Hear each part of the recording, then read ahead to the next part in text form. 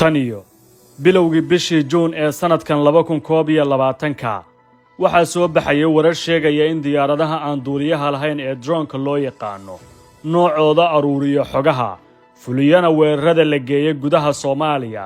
gaar ahaan caasimadda Muqdisho ayna ku timi iskaashi dhex maray dalalka Soomaaliya iyo Turkiga tan iyo xilligaasi hadallo kala duwan ayaa marba imaanayay inkastoo aan xaqiiqo rasmi ah loo haynin xilligaas hadda waxaan xaqiijinay in diyaaradahaasi qayb ka mid ah la geeyay Muqdisho muddo laga joogo 45 cisho lana rakibay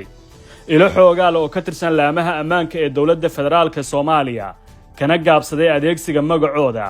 ayaa noo xaqiijiyay in diyaaraduhu ay soo gaareen gacanta dawladda federaalka waxay sheegeen inay qayb ka tahay heshiiska iskaashi oo hore u dhex maray bilowgii 2017 dalalka Soomaaliya iyo Turkiga lana xiriiray dhismaha iyo qalabaynta ciidamada xoogga dalka Soomaaliya sida ay isku raacsan yihiin ila wareedyada aan xogaha ka helnay diyaaradahan ayaa lagu rakibay goob qarsoodi oo ay gacanta ku hayso hay'adda nabad sugidda iyo sirdoonka qaranka keenidooda Muqdisho ilaa Turkigana ay ahayd mid ay gacanta ku haysay hay'adda NISA oo aysan cid kale ku lug lahayn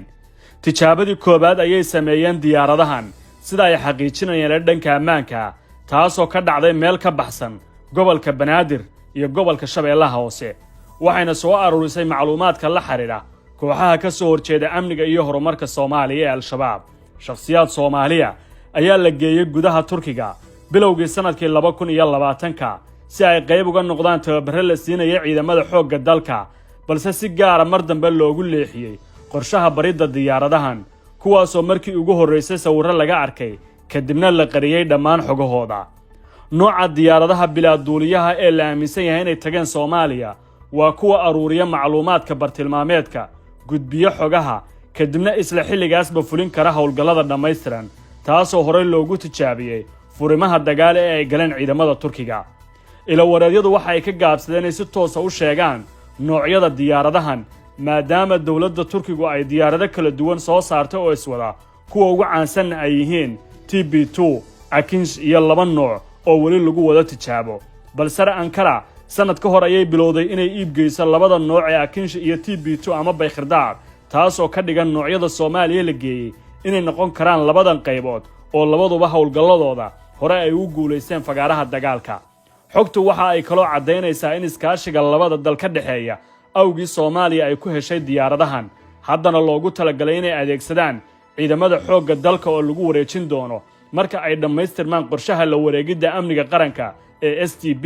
iyo ciidamada ay tababarto dawladda Turkiga oo hadda tir ahaan lagu qiyaasayo 7 ilaa 8 kun oo askari sida ay hore u faafisay Al Jazeera yoolka Turkiga ee dhismaha ciidamada Soomaaliya ayuu doonayaa in la gaarsiiyo 16 kun ilaa 20 kun oo askari laguna tababaray hubka dawladda Turkiga iyadoo ka horna la baray luqadda Turkiga Soomaaliya oo ay saaran tahay xayiraadda hubka sida lagu soo galiyay macluumaadyo kala duwan ayaa ka imaanaya ha yeeshee dawladda Turkiga ayaa hadda haysata malafka amni ee Soomaaliya taasoo qayb ka ahayd qorshaha la wareegidda ammaanka maadaama uu Muqdisho ku yaasal sadhiga ciidan ee ugu weyn ee ay Turkigu ku leeyihiin meel ka baxsan Soomaaliya kaasoo ay dhawaan sheegeen inay ku wareejiyeen dawladda federaalka Soomaaliya khubaro xagga amniga ah waxa ay noo xaqiijiyeen in qorshaha keenida diyaaradahan ay wax ka bedeli karto la dagaalanka kooxaha xagjirka ee ay kula jirto dawladda federaalka ee Soomaaliya dagaalka maadaama hadda ciidamada xoogga dalka iyo kooxda ka soo horjeeda ay adeegsadaan hub siman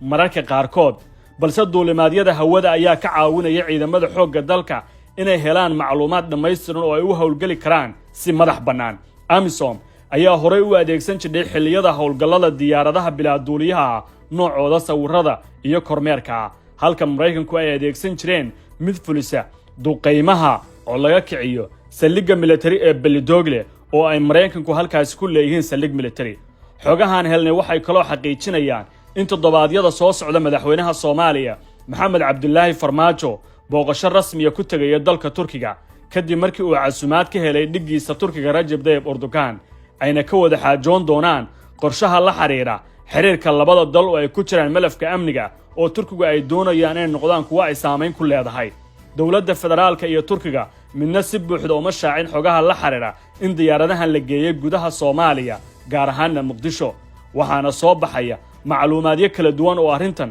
dhabnimadeeda xaqiijinaya inkasta oo Soomaaliya ay u tahay guul xagga militariga marka laga hadlayo la dagaalanka kooxaha xagjirka haddana dad badan ayaa ka muujinaya walaac in ciidamada Soomaalidu aysan wali gaarin isku filnaanshaha sugidda ammaanka ee dalka marka laga hadlayo howlgallada noocan oo kale ah.